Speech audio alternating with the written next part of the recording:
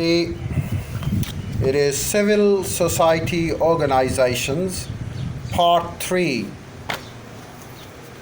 The language movement in East Pakistan and its curbing by force by state was instrumental in increasing the general dissent among the population of East Pakistan. This culminated in a civil war and the 1971 war with India, followed by dismemberment of the country.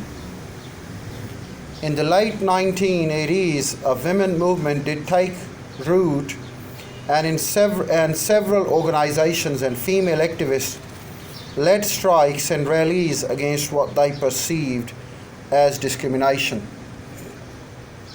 But this did not catch the popular attention.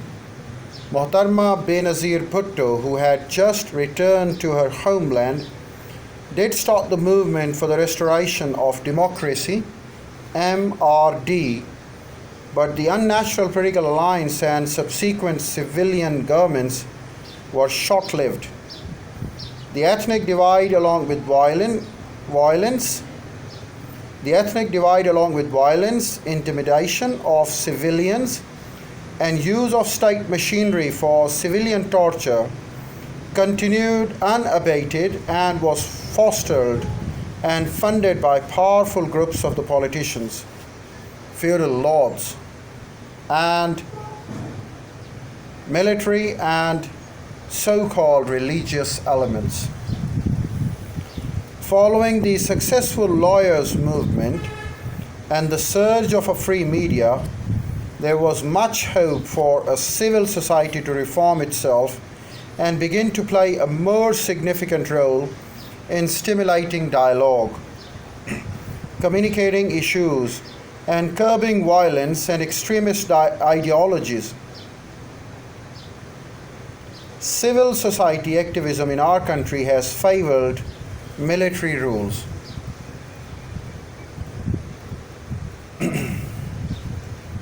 While it was there to stimulate dialogue, communication issues, curbing violence, and extremist ideologies, civil society activism in our country has favored military rulers.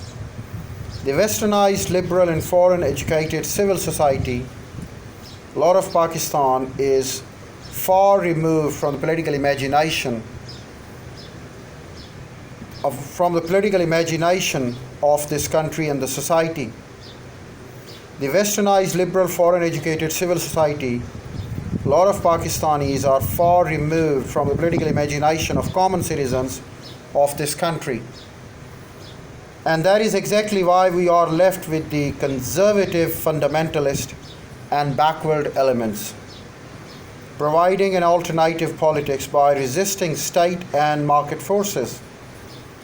The so-called uncivil society shows civility, while the proponents of civil societies have become isolated as allies of Western imperialism, as conservatives put it.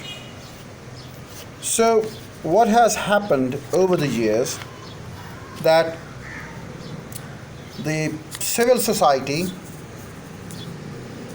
whenever they work for their own demands and get out in the streets out of their own urge, they certainly make the great difference. Talk about the language movement in East Pakistan, talk about the economic rights movement in East Pakistan.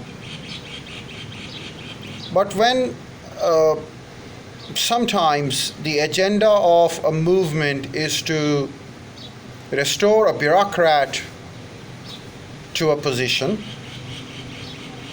or to dismantle the political office of a leader, this is where we believe that there are the embodied interest of a group, a party, or individuals supporting such civil society movements. And when they have got their vested interest in a movement, the movement does not have a public appeal or effect.